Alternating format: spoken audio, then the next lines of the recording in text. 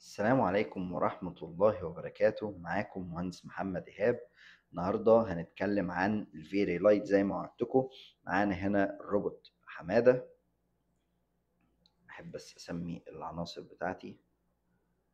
تمام، عندنا هنا الروبوت حمادة اللي هنطبق عليه ورشة الفيري لايت. طبعا هنزل لكم حمادة ده في الديسكريبشن، تقدر تحمله، تقدر تشتغل معايا وتطبق واحدة واحدة.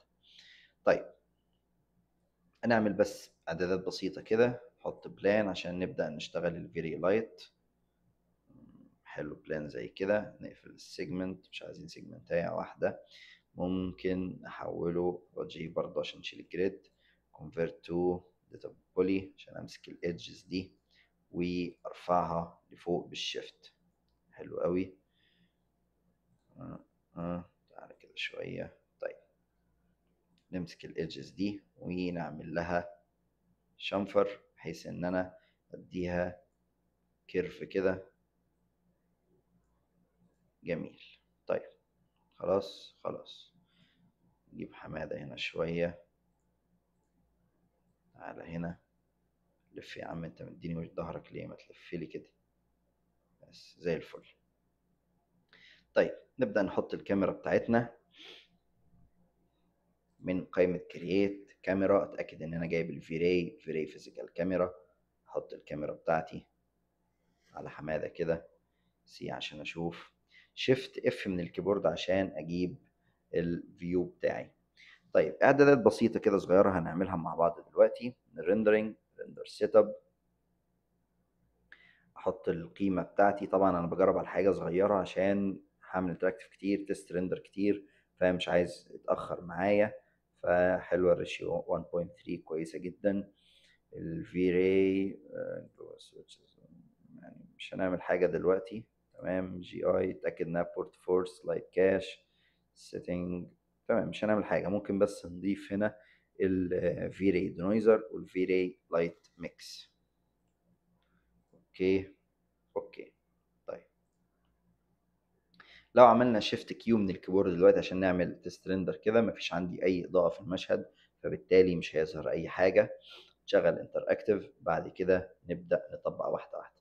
طيب، اول حاجه هنتعلمها من قائمه كرييت هنجيب اللايتس. اتاكد ان انا مختار الفيري لايت. طيب، واحده واحده هنتعلم. اول حاجه، بص، اول حاجه عندي هي الجنرال.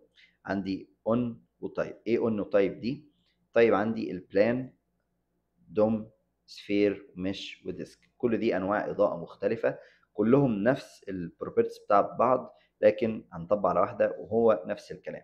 خلينا مثلا ان احنا عملنا بلان هنا وطلعناه لفوق شويه. بص كده، ده البلان بتاعنا. خلينا نلفه لفه صغيره كده عشان يكون جاي على حماده. تمام، زي الفل. طيب، بص كده، عندي بروبرتيز البلان بتاعي. اون بيخفي الضوء ويشغله. بعد كده عندي حاجه اسمها تارجت. خليه مثلا 20 بس دلوقتي عشان نشوف ايه التارجت ده. ان انا شايف التارجت اللي ظهر ده. ده اللي انا بقول لك عليه. ده ان انا اقدر اتحكم فيه، فالبلان يروح ويجي على حسب التارجت ده انا موديه فين. لو انا حاطه عند حماده هينور عند حماده. لو انا حاطه هنا هتلاقي البلان بيتحرك من غير بقى ما اقعد الف البلان، اعمل له روتيت، اعمل له هنا الكلام ده. فدي فكرة التارجت. كليك يمين، سيلكت لايت عشان ارجع هنا تاني. طيب، بعد كده عندك اللينث والويدث بتاعك، الطول والعرض. طبعا كل ما زودت الضوء، كل ما زودت الطول والعرض، كل ما شدة الإضاءة تزيد معاك. تمام، خلينا كده عشان نشوف. حلو كده. بعد كده عندك اليونتس بتاعتك اللي هي الوحدة اللي انت بتشتغل بيها. عندنا طبعا احنا عندنا بنشتغل بالوات، بس ايه الفكرة بين كل دول؟ بص، باختصار الديفولت بتاعك انت زودت الملتبلاير مثلا. ماشي، خليته مثلا 400. حلو. الفكرة بقى، انت كل ما هتزود الطول والعرض كل ما شدة الإضاءة هتزيد. كل ما بتزود الطول والعرض كل ما شدة الإضاءة هتزيد. في حين ان انت لو عملته مثلا الوات وثبت الإضاءة بتاعتك على ال 233 دي، بص، مهما زودت طول او عرض شدة الإضاءة نفسها. طبعا المساحة بتختلف والشادو بيختلف، لكن شدة الإضاءة نفسها لا بتزيد ولا بتقل. فاهم قصدي؟ فده الفكرة بين الديفولت وبين كل دول. خلينا نشتغل على الديفولت بتاعنا. بعد كده قلت لك عندك الملتبلاير ان انت بتتحكم في شدة الإضاءة اللي انت عايزها، تقدر تزودها تقدر تقللها زي ما انت شايف. فخلينا نحط قيمة معقولة مثلا عشان احنا بنجرب دلوقتي. تمام كده كويس. بعد كده عندك المود بتاعك، بتختار يا اما color يا اما temperature. ايه الفرق بين الاتنين دول؟ الفرق بين الاتنين دول ان انت في الكالر تقدر تختار اللون اللي انت عايزه. خلي ده هنا كده، تختار بص كده اللون اللي انت عايزه. مفيش بقى نسب محددة، والله انا عايز اللون احمر، عايز اللون معرفش ايه اللون ده. فهمت الفكرة؟ ده لو انت بتختار بالكالر. طيب لو انت اختار التمبريتشر فانت بيبقى عندك درجات محددة. ايه الدرجات المحددة دي؟ اللي هي الدرجات اللي موجودة على ارض الواقع الطبيعية. لو حطيت ال1000 تلاقي اللون قلب معاك الاحمر شوية، ال2000 بيبدأ معاك باصفر، بعد كده ال3000 بيقلب على اللون البرتقالي، 5000 بيبدأ، دي 50,000 يعني فاهم، فوق ال 5000 بيبدأ يزرق أكتر فأكتر فأكتر. فإحنا مثلا خلينا نحطه 3600، حاجة إضاءة كده خفيفة، كويس جدا. بعد كده عندك حاجة اسمها ماب. إيه نو ماب دي؟ أنت دلوقتي مش حاطط مابة. لو أنت بتشتغل ورشة انتريور مثلا، بتشتغل تعمل ديزاين انتريور وعندك البيئة الخارجية فيها شجر وفيها لاندسكيبس وحاجات زي كده، فانت عايز الضوء اللي يدخل لك جوه غرفة النوم بتاعتك او الضوء جوه الكيتشن او مهما كان الديزاين اللي انت بتعمله، انت محتاج الضوء يدخل بألوان كأنه جاي من الواقع فعلا. انت لو حطيت لايت بس اديته لون ابيض او اديته لون ازرق شوية سماوي برضو مش رياليستيك شوية. فانت بتيجي هنا عند النوماب، تضغط تجيب مابة اللي هي مثلا حاجة، خلينا نقول أنا عايز مثلا يعني صورة زي دي. بص كده بيبدأ يديك الإضاءة بتاعة المشهد اللي أنت حطيته. لو في شجر هنا في حاجة بيبدأ تلاقي فيه خضار. بص أنا عندي هنا دي كانت تي في يونت كده بنجرب عليها حاجة، فبيبدأ يديك الألوان بتاعة الإيه، الصورة اللي أنت حاططها. يعني خليني مثلا عايز أجيب لكم صورة تانية.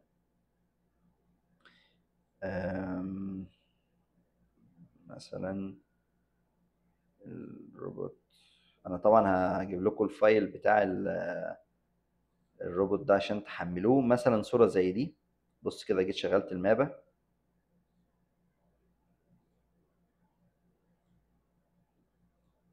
بص كده ادالك الإضاءة بتاعة الشكل الخارجي اللي هو فيه سما زرقاء، فيه مباني، فتحس ان انت جايبها من ارض الواقع. طيب كده احنا عرفنا الجنرال. نبدأ نتكلم عن حاجة اسمها ريكتانجل وديسك لايت. ايه ريكتانجل وديسك لايت ده؟ بص معايا هنا كده. طيب هي دلوقتي البريفيو اللي هو اللي انت شايفه قدامك نيفر، عندك selected always ونيفر. لو انت عملتها selected فبص كده، خلينا نعمل مثلا ايه يا عم مالك، تعالى هنا، خلي انزل تحت شوية، خلينا نعمل مثلا لايت تاني هنا كده. شيل التارجت بس عشان ايه، تمام شيل التارجت. طيب خلينا نعمل لايت. عملنا لايت هنا، رفعنا لفوق، قلنا له روتيت صغير. فبص يا معلم كده، هنا عندك نوعين من الإضاءة أهو. البلان بص كده، نيجي هنا. طيب عرفنا احنا عايزين نمسك اللايتس بس، فهنا عشان نعرف نتحكم في اللايت. طيب قلت لك عندك السلكتد واولويز ونيفر. نيفر دي مش هيظهر لك مدى الضوء رايح لفين. يعني بص دلوقتي انت الضوء منور على المكان كله، لا انا عايز والله الضوء يجي على حماده ده بس. فمن هنا بقول له سلكتد، بص كده ده اتجاه الضوء منور ازاي. انا لو زودت الدايركشن هنا، بص كده، بص اللي بيحصل ايه، بيبدأ الضوء يتوجه ناحية حمادة بس. فهمت الفكرة؟ ده الشكل اللي هو الضوء رايح له. فخليه كده كويس.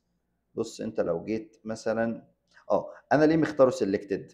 لما اجي اضغط على الضوء ده بيظهر بتاع الدايركشن بتاع الضوء ده، ضغطت على ده بيجي على ده. لكن لو انا عملته اولويز always، لا انا عملته never ايه always. بص اللي بيحصل حتى لو انا مش ضاغط عليه، فبتلاقي عندك بقى في المشهد حاجات كتير كده فبتبدأ تتلخبط. لا والله انا محتاج ان هو يكون selected بس لما اكون انا اعمل له select، ان انا اقدر لما اضغط عليه يجي الدايركشن بتاعه. فخليني ده برضه اظبطه كده شويه. ماشي، كبر زي الفل. خلاص كده احنا عرفنا دي. بعد كده عندك شويه اوبشنز للضوء بتاعك، فخلينا نمسك ده. تمام، حلو قوي كده. شويه الاوبشنز بقى، ايه الاوبشنز اللي عندك؟ بص، اول حاجه الاكسكلود. ايه الاكسكلود ده؟ لو انا ضغطت عليه واخترت له حماده، ايه اللي هيحصل؟ بص كده، خدت بالك ما عادش فيه ظل رامي هنا. ليه؟ لان انا اخترت حماده ان هو، بص خلينا نشيل دي دلوقتي عشان مش عايزين نلخبطها.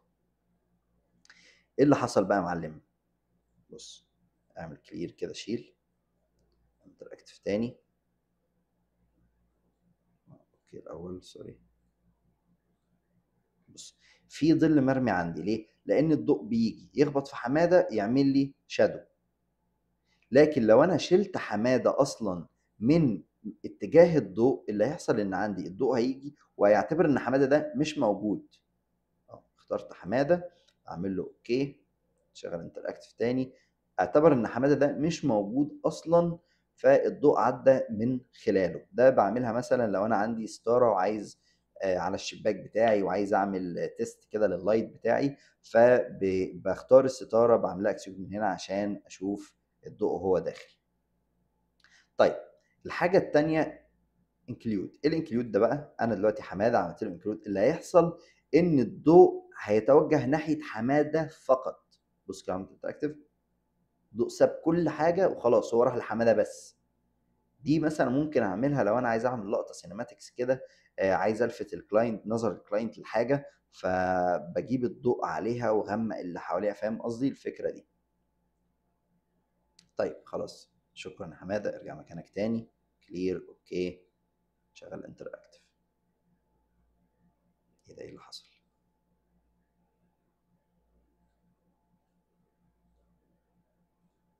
بس تمام.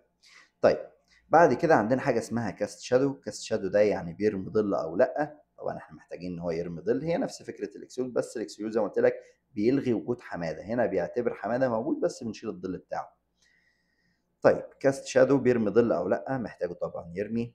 دبل سايدز. ايه الدبل سايدز دي؟ بص كده،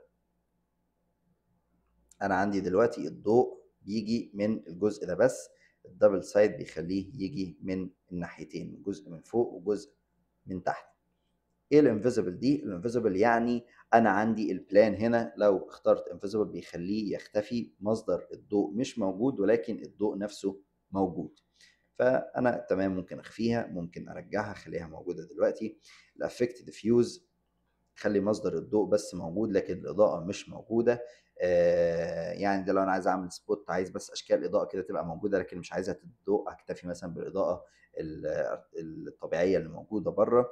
بعد كده عندي الافكت سبكتولار، ده بيلغي اللمعان اللي موجود على الجسم العاكس للضوء. بعد كده عندي الافكت ريفليكشن، ده لو انا مثلا هقول لك خلينا ندي مابة للبلان ده، من الكيبورد.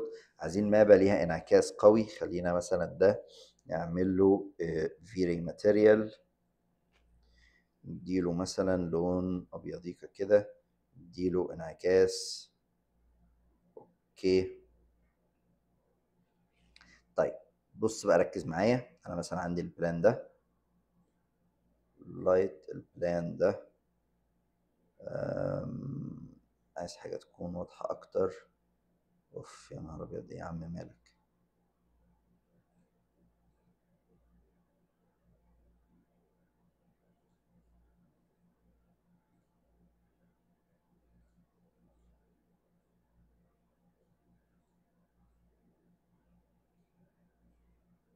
بص كده، شايف الانعكاس بتاع السفير بتاعي ده؟ لان انا مشغل الافكت ريفليكشن، الانعكاس. لو انا قفلته من هنا الانعكاس بيروح، فده ممكن اعمله مثلا لو عندي السبوتات انا مش عايزها تنعكس على الارض، لو الارض مثلا انا مديها نسبه ريفليكشن بسيطه بس مش عايز يبقى في ريفليكشن لللايتس اللي عندي، فبلغي الافكت ريفليكشن من هنا. تمام، خلينا نرجع للبلان الحلو بتاعنا، كنترول زد زد، شكرا. طيب بعد كده اخر حاجه عندنا الافكت اتموسفيركس. ايه الاتموسفيركس ده؟ اللي هو الفوج، الضباب. بشغله ازاي؟ اتاكد ان انا عامل صح هنا، بعدين 8 من الكيبورد بنزل لتحت عند الاتموسفير، بعمل اد للفيري انفايرمنت فوج. تمام، تبدا تظهر لي الخصائص بتاعتي. ايه الخصائص بتاعتي دي؟ بص كده يا باشا، او بص ظهر معايا، لازم تشغل انتراكتيف ساعات بيعلق معاك كده. بص كده، شايف الفرق بين الاتنين؟ ممكن ما تظهرش عندك بالشكل ده، عندك بارامترز كتير، اهم حاجه محتاج تعرفها الفوج هايت. بص يعني ارتفاع الضباب بتاعك لحد هنا، لا ممكن تطلعه شويه لحد هنا، طبعا على حسب السين بتاعك. انا في السين ده محتاج ان انا ارفعه يكون فوق واخد المشهد كله. بعد كده عندك تاني حاجه لازم تعرفها الفوج ديستانس او الفوج ترانسبيرنسي، هي نفس الحاجه، كل ما زودت للاسود الضباب بيزيد، كل ما للابيض بيقل. تمام هنا حلو كده. طيب بص بقى، ده اللي انت محتاج تعرفه، يعني فوق كلر برضو لون الضباب يعني خليه ابيض زي ما هو، مش هنعرف حاجه. انت اللي محتاج تعرفه هنا الفوج هايت والفوج ترانسبيرنسي، ان انت تتحكم في اتجاه الاضاءه بتاعك. فخلينا تمام. بص معايا كده، انت شايف ان في ضباب خفيف مدي اضاءه، بس فين الشعاع اللي بنشوفه بقى في اللقطات السينماتكس، اللي تلاقي فيه شعاع كده جاي على الاوبجكت بتاعك، او لو مثلا لو انت ماشي في طريق والجو مثلا بيشتي، فتلاقي في عربيه تحته في ضوء لايت عمود كده منزل شعاع ضوء على العربيه. فاقول لك ده نعمله ازاي؟ ده طبعا بيوضح اكتر كل ما الشكل يكون سفيريك اكتر، او ديسك مثلا يكون دائري. زي مثلا يعني لو احنا جينا البلان ده حولناه لسفير مثلا، بص ليه بيبدأ يظهر الأشعة بتاعتك دي؟ لأن الشكل دائري، فالضوء جاي لك من جميع الجهات. خلينا مثلا نحوله لديسك. تمام، خلينا بقى بص عايزين نشتغل شغل بقى عالي. تعالى مثلا هنا كده، تمام، اطلع فوق شوية.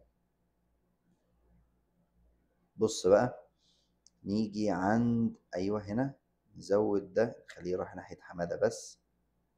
خدت بالك اللي بيحصل؟ بص بص بص بقى، تحس ان اهو بقى في شعاع نازل. واحنا دينويزر، لا احنا طب اقفل، عايزين نقفل الدينويزر كده شوية.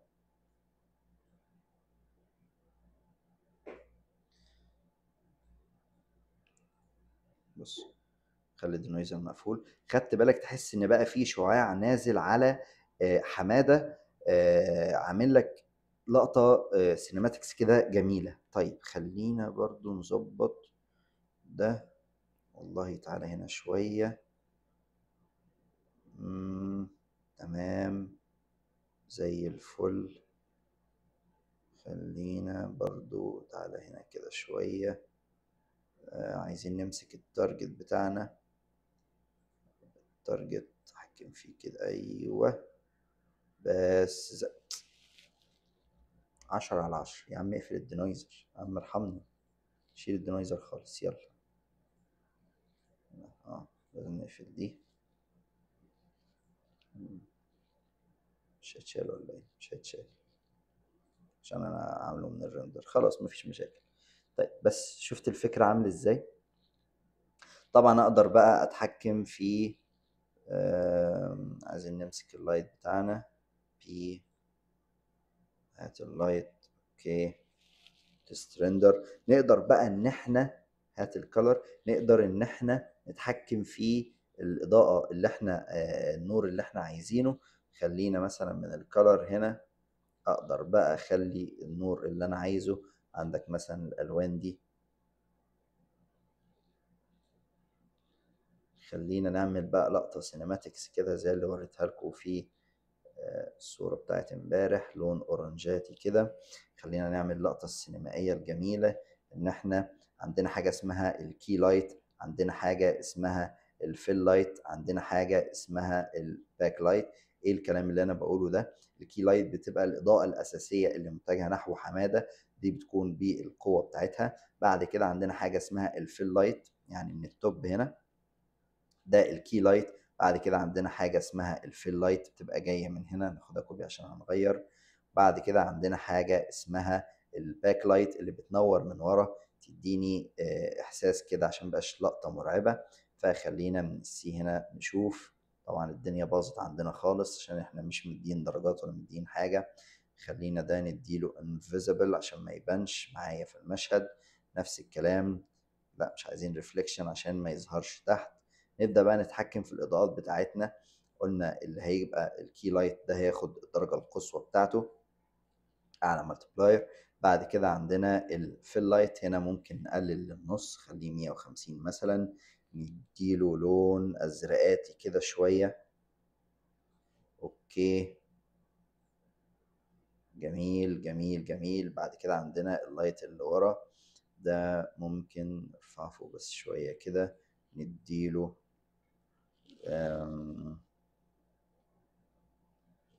تمام يا عم والله ما عايزك. ممكن نديله لون ابيض خفيف كده، نقلل النسبة بتاعته برضو، خليها 100 مثلا. حلو قوي. بص عندنا لقطة، بص بص بص الحلاوة. انا شايف ان الفوج كتير قوي، ممكن نقلل الفوج شوية. ف 8 من الكيبورد. نيجي عند الاتموسفير، نضغط هنا عشان نفتح البارامترز بتاعته. ف ده ممكن، ايوه حلو كده زي الفل. تمام. اوكي. بعد كده مثلا عايز ابدا اخلي الضوء يدي، دي ممكن نرفعها فوق شويه. ماشي. التارجت بتاعها طلعه لفوق. نفس الكلام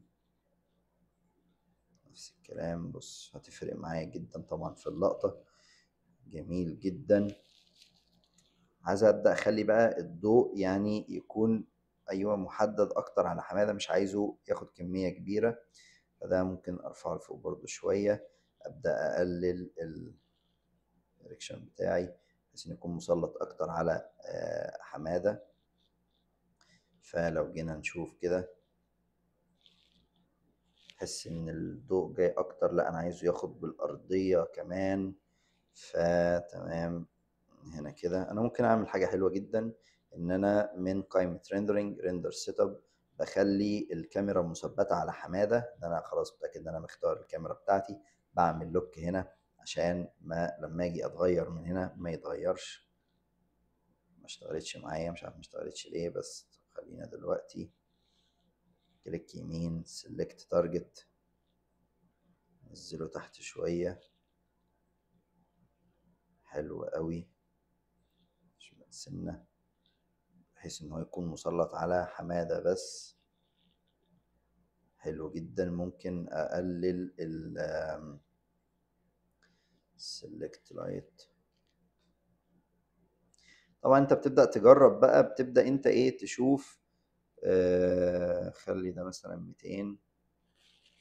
تبدأ تجرب الإضاءات المختلفة، تبدأ تجرب الألوان، تبدأ تجرب واحدة واحدة. فبتفرق معاك بقى في اللقطة السينمائية بتاعتك، في الرياليستيك بتاعتك، في الكواليتي بتاعت الصورة. خلينا بقى ندي مثلا نرندر صورة كده كويسة. ف ريندر سيت اب، نخش على الإعدادات. خلينا مثلا هنا نزود بقى الويدث والهاي بتاعنا. خلينا نعمل هنا مثلا 1080. الفي راي حوله كله لادفانسد. تمام. مفيش حاجة هنا نعملها. لوك نويز باترن تمام. بروجريسيف الايمج فلتر، نقفل الفلتر بتاعنا، ما بحبش الفلات البيت دي لون اصفر كده شويه.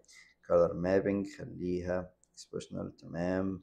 الجي اي port 4 slide cache enable جي اي، تمام. مش هنعمل حاجه هنا. settings الريندر element في حاجه نعملها هنا في ال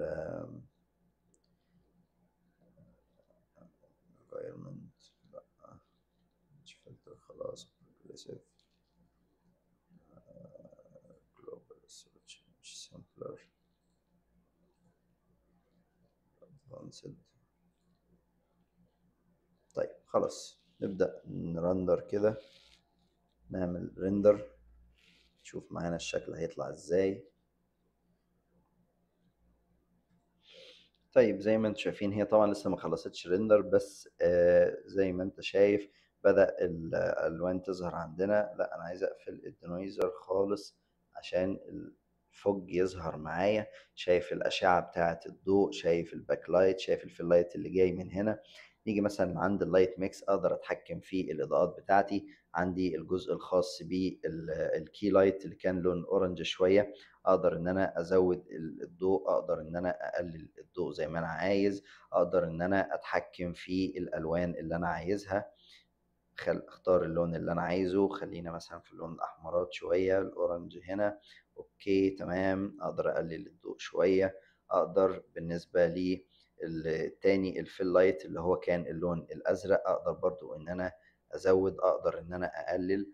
عندي الباك لايت اللي كان باللون الابيض، طبعا احنا ما قفلناش الريفليكشن عشان كده جايب انعكاس هنا، فخليني اقلل ده خالص مثلا. حلو كده. بعد كده عندك بقية الاضواء، الريست عندك في الريندر. فزي ما انت شايف بقيت ظبطت الاضواء عندك. شيل الريست خالص. تقدر ان انت زي ما قلت لك تزود الاضاءات زي ما انت عايز. خلينا نزود هنا شوية. اقدر ازود حاجة مثلا اسمها اكسبوجر، ان انا اتحكم في شدة الاضاءة بتاعتي. شايف ان كده كويس. الهايلايت بيرن بقللها عشان اللسعة بتاعة الضوء الابيض. تبدأ انت بقى ايه توحسك الفني يعني، فاهم. في عندك برضو حاجة اسمها في الميك هنا، ان انت بتقدر تحكم حاجة، دي حاجة ادفانسد شوية، بس الاكسبوجر يعني كافي ان هو يظبط لك الاضاءة بتاعتك. تلعب بقى زي ما انت عايز، الوايت بوينت تعمل زي ما انت عايز.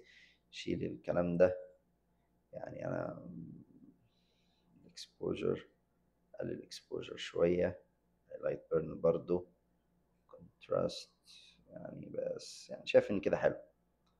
فاتعلمنا في الدرس النهارده ازاي نعمل اللايت، ازاي نعمل نتحكم في الطول العرض، ازاي نفتحه ونقفله، ازاي نخليه انفيزبل، ازاي نخليه نثبت شدة الضوء، ازاي نتحكم في الالوان، نوعين الضوء، عندك الكالر، عندك التمبريتشر. فده اللي احنا اتعلمناه النهارده. اخر حاجة عايز اوريها لك هي، بص كده خلينا ارجع بس عشان نعمل تيست ريندر خفيف. اخر حاجة عايز اوريها لك، شيل كده حمادة ده، هي الفي راي مش اللي انا ما كلمتكش عنها. بص لو انا عملت شيفت كيو هنا، ده السين عندك. خلينا نعمل انتر اكتف. لو انا حطيت بوكس هنا، ده البوكس طلع عندي هو بوكس عادي ما فيهوش اي ماتيريال. فانا لو عايز احوله لمش، اما من اللايتس هنا، ان انا الفيري لايت ان انا بحوله لمش، او ان انا ممكن من الفي راي، عندي حاجه اسمها في راي مش لايت، بضغط عليها اللي بيحصل ان البوكس عندي بيتحول لمصدر اضاءه. تمام. بيتحول لمصدر اضاءه. اقدر اتحكم في المالتيبلاير بتاعه، ان انا بزود شده الاضاءه بتاعته. خدت بالك هو نفسه اتحول لضوء. اي جزء عندي يعني مثلا انا عندي حماده هنا، رجع حماده تاني. بص كده لو جيت ارندر، عندي حماده بتاعي خلاص الضوء رايح له. اقدر ان انا استنى كده شغل انتر اكتف، اقدر ان انا وانا ماسك حماده بحوله لفي راي مش لايت. فاللي هيحصل ان حماده نفسه هيتحول للايت. بص كده معايا، يلا حمادة. حمادة نفسه اتحول ل لايت ينور لي المشهد. ده كذلك بحاول اعمله لو كل حاجة، مثلا لو انا عامل شكل سلندر، عامل شكل في ايه. يا حمادة انت مالك النهاردة؟ شيفت كيو.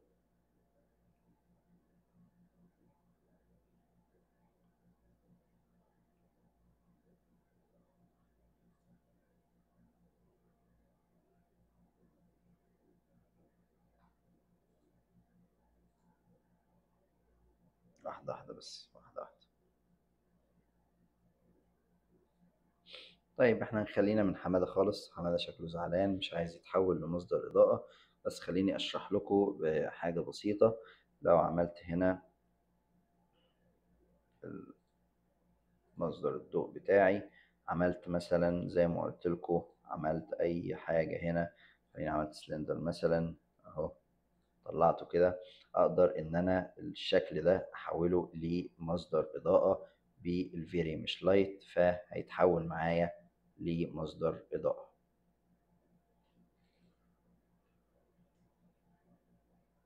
أنا مش عارف في إيه بصراحة، أهو تحول لمصدر إضاءة.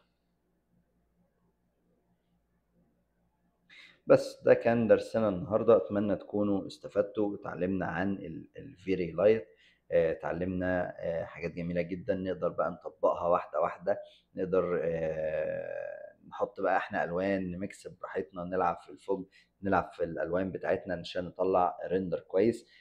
يعني يا ريت، أتمنى اللي عنده أي سؤال يسألني في الكومنتس تحت، وأتمنى برضو اللي محتاج أي حاجة يقدر يتواصل معايا، مفيش أي مشاكل. اي سؤال برضو تكتبه لي. ان شاء الله المحاضره الجايه هنتكلم عن الاي اس والسن والاتش دي ار اي. اخر كلامنا اللهم صل على سيدنا محمد وعلى ال سيدنا محمد، كما صليت على سيدنا ابراهيم وعلى ال سيدنا ابراهيم في العالمين انك حميد مجيد.